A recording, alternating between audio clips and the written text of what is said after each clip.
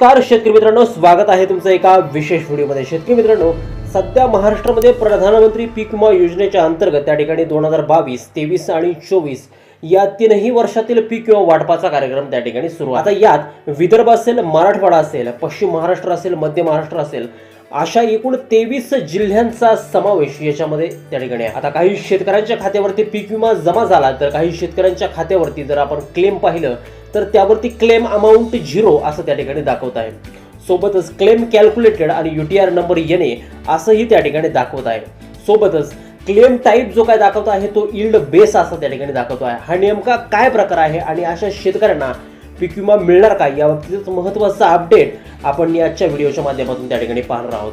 त्यामुळे व्हिडिओ जो आहे तो शेवटपर्यंत अगदी काळजीपूर्वक पहा। चॅनलवरती जर नवीन असाल तर चॅनलला जरूर सबस्क्राईब करा। शेतकरी मित्रांनो, आता ही जी काय क्लेम अमाऊंट आहे ती नेमकी कशी पाहायची, तुमचा पीक विमा आलाय की नाही हे नेमकं कसं पाहायचं, हे ऑनलाईन कसं चेक करायचं ते आपण थोडक्यात त्या ठिकाणी पाहणार आहोत। आणि नंतरून याबाबत सविस्तर आपण त्या ठिकाणी चर्चा करणार आहोत की तुम्हाला पैसे येणार की नाही येणार। बघा शेतकरी मित्रांनो, PMUBYच्या वेबसाईटवरती जायचंय, तिथं अशी विंडो तुम्हाला त्या ठिकाणी ओपन होईल।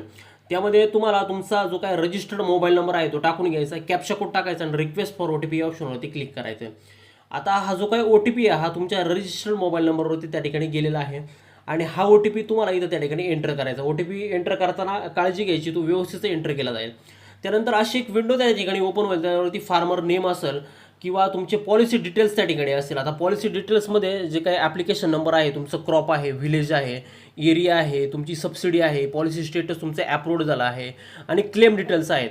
तर या क्लेम डिटेल्स जे काय आहे तर यावरतीच आपल्याला थोडं त्या ठिकाणी पाहायचं आहे। जे तुमचे क्लेम डिटेल्स आहे त्याच्यावरती जर क्लिक केलं तर अशी विंडो त्या ठिकाणी तुम्हाला ओपन होते। आणि ही विंडो एकदा ओपन झाली की याच्यामध्ये अकाउंट नंबर आहे, क्लेम टाईप आहे, क्लेम अमाऊंट आहे, क्लेम डेट आहे, UTR नंबर आहे आणि क्लेम स्टेटस देखील आहे। तर याच्यावरनं तुमच्या खात्यामध्ये पीक विमा येणार आहे की नाही हे त्या ठिकाणी तुम्हाला समजणार आहे। तर याबाबतच आपण सविस्तर माहिती त्या ठिकाणी पाहिली आहे। तर बघा शेतकरी मित्रांनो, आपण व्ह्यू ऑप्शनवरती जर इथं क्लिक केलं तर अशी ही विंडो त्या ठिकाणी ओपन होते। आता याच्यामध्ये जर आपण पाहिलं तर याच्यामध्ये आपल्याला दिसत आहे म्हणजे क्लेम डिटेल्स। आता क्लेम डिटेल्समध्ये अकाउंट नंबर आहे, क्लेम टाईप आहे, क्लेम अमाऊंट आहे, क्लेम डेट आहे, UTR नंबर आणि क्लेम स्टेटस असे 6 कॉलम त्या ठिकाणी दिसत आहेत आपल्याला। आता याच्यामध्ये पहिला गोष्ट जी काय आहे ती म्हणजे क्लेम टाईप। आता क्लेम टाईप जो आहे तुमचा तो यील्ड बेस आहे। आता यील्ड बेस कधी असतं की जेव्हा शेतकऱ्याचं जे काय उत्पन्न आहे हे निर्धारित उत्पन्नापेक्षा त्या ठिकाणी कमी झालेलं असतं काहीतरी कारणामुळे, मग त्याच्यामध्ये नैसर्गिक आपत्ती असेल किंवा बाकीच्या अजून काहीतरी गोष्टी असतील किंवा जास्त प्रमाणात झालेला पाऊस असेल, तर ह्या कारणामुळे हे शेतकऱ्याचं उत्पन्न कमी होतं। मग त्यावेळेस जो दावा दाखल केला जातो शेतकऱ्याकडून त्याला यील्ड बेस असं त्या ठिकाणी म्हटलं जातं। आता इथं जी क्लेम अमाऊंट जी दाखवतोय त्या ठिकाणी इथं 0 दाखवतोय। आता इथं क्लेम अमाऊंट 0 आहे। त्यानंतर क्लेम डेट, जो तुमची क्लेम डेट जी आहे ती 1/3/2025 ही त्या ठिकाणी दाखवली आहे। आता UTR नंबर जो आहे इथं त्या ठिकाणी नॉट ॲप्लिकेबल दाखवला आणि क्लेमचं जे काय स्टेटस आहे ते त्या ठिकाणी इथं दाखवलं आहे की क्लेम कॅल्क्युलेटेड, म्हणजे तुमचा जो काही क्लेम आहे तो त्या ठिकाणी कॅल्क्युलेटेड झाला आहे। आता इथं नेमका प्रश्न येतो म्हणजे क्लेम अमाऊंट जी आहे तुमची जी 0 आहे। आता क्लेम अमाऊंट जर 0 जर असेल आणि क्लेम जर तुमचा कॅल्क्युलेटेड दाखवत असेल तर तुम्हाला पीक विमा हा मिळणार नाही, हे तुम्ही सर्वप्रथम त्या ठिकाणी लक्षात घ्यायचं। किंवा काही शेतकऱ्यांचं असंही देखील असेल, त्या ठिकाणी क्लेम टाईप तुमचा यील्ड बेस असेल, क्लेम अमाऊंट तुम्हाला समजा तुमची 10,000 किंवा 15,000 रुपये असू शकते किंवा क्लेम डेट असेल आणि क्लेम स्टेटस तुमचं कॅल्क्युलेटेड दाखवत असेल पण UTR नंबर तुमचा जर येणे नॉट ॲप्लिकेबल जर येत असेल तर तुम्ही काळजी करायची अजिबात गरज नाही। तुमच्या अकाउंटवरती त्या ठिकाणी तुम्हाला पैसे हे पीक विम्याचे जमा होणार आहेत।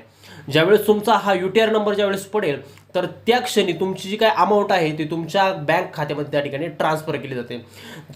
त्यामुळं जे काही शेतकरी असतील त्यांनी हे पहिल्यांदा चेक करायचे तुमची क्लेम अमाऊंट किती आहे। तुमची क्लेम अमाऊंट जर 0 सोडून जर 0 व्यतिरिक्त दुसरी जर असेल तर तुम्हाला चिंता करण्याची गरज नाही आहे की तुमच्या अकाउंटमध्ये पीक विम्याचे पैसे हे त्या ठिकाणी 100% येणार म्हणजे येणार त्या ठिकाणी आहे। माहिती जर आवडली असेल तर व्हिडिओला एक लाईक नक्की करा, तुमच्या मित्रांपर्यंत ही माहिती त्या ठिकाणी जरूर शेअर करा। तुमच्या जिल्ह्यात पीक विमा जमा झालाय का कमेंट करायला विसरू नका। चॅनलवरचे चॅनल सबस्क्राईब करा। भेटूयात पुढच्या नवीन व्हिडिओमध्ये, तोपर्यंत शेतकरी मित्रांनो धन्यवाद।